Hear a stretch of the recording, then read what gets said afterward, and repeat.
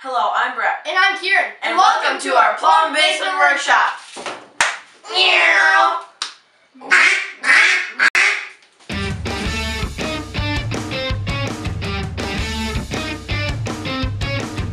In the previous episode, my brother Kieran talked about the difference between a carbide gouge and a roughen gouge.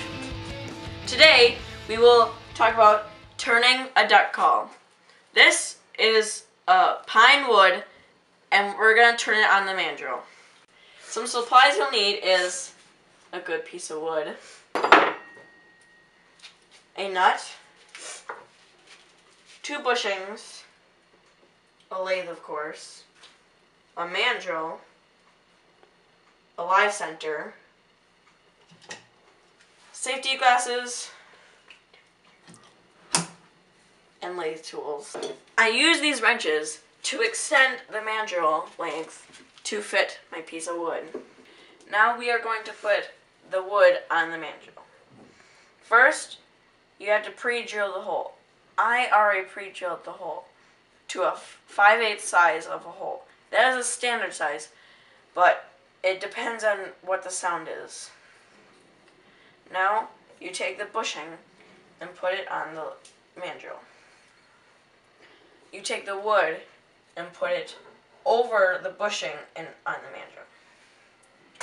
Take the second bushing and put it on the mandrel and put it through the hole. You might have to shove it in a little bit. Then you take the nut and you screw it on. You want to screw it on tight so it doesn't mess up your project. Now we use the channel lock to screw it in.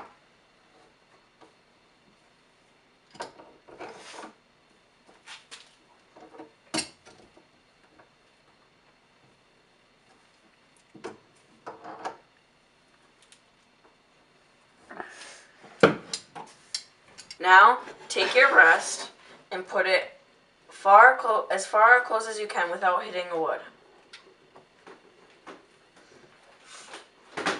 It should be high so you can turn it. Now, take your live center and match it up with the mandrel hole. Now make sure that it's not hitting the wood, and now you can turn it on. Now, we will take the carbide gouge to true up this piece of wood. I'm going to cut it down to a reasonable size so we can make the duck call. You don't want it smooth because you can feel it because it won't be bumpy.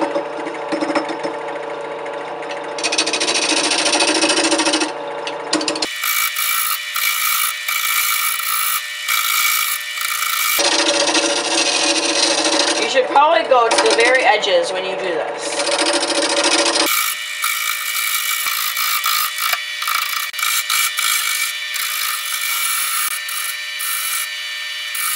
As you can see, it is almost flat now.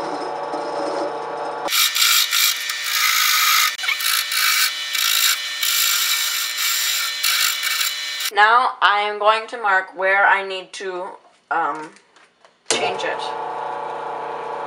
So about right here.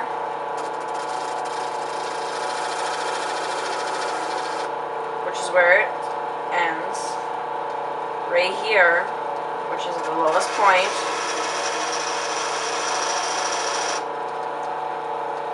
And right here, which is also where it ends. So let's get turning.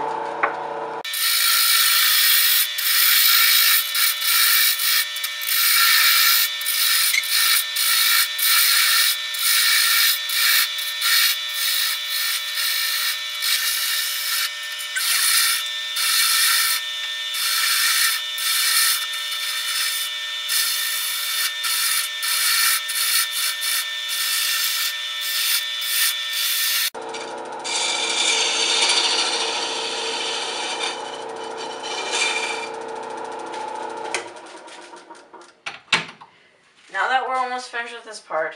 We can come back tomorrow and finish it up. We are going to sand.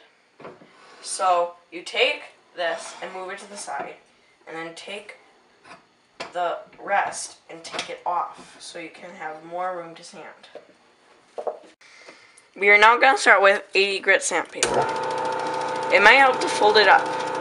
So go under it and sand in all of the cracks.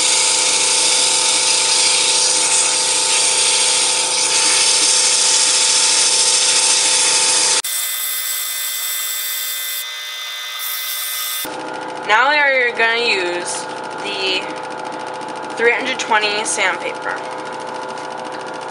to make it smooth.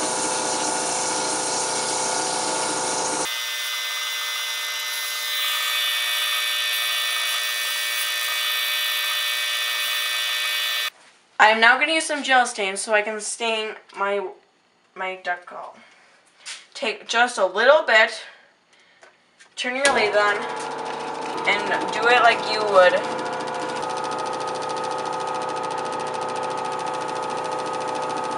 You want to get most of it wet, then wipe off the excess with a different part of the cloth.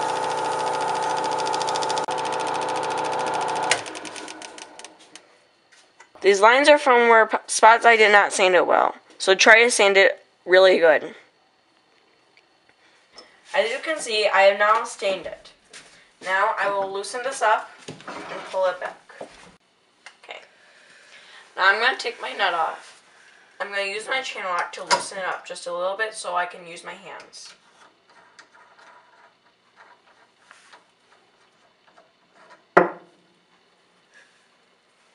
I'm going to slide it off.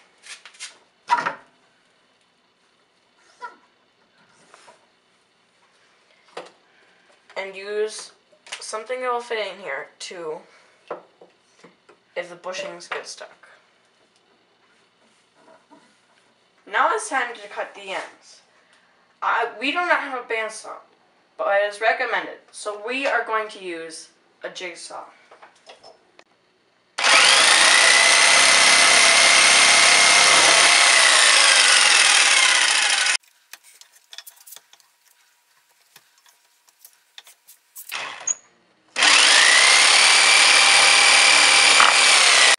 Now I'm going to take it off and test it. All there is left to do is to sand the ends. Now I'm going to test it. Sounds good. I'm Breck. And I'm Kieran. And thanks for watching Plum Basement Workshop.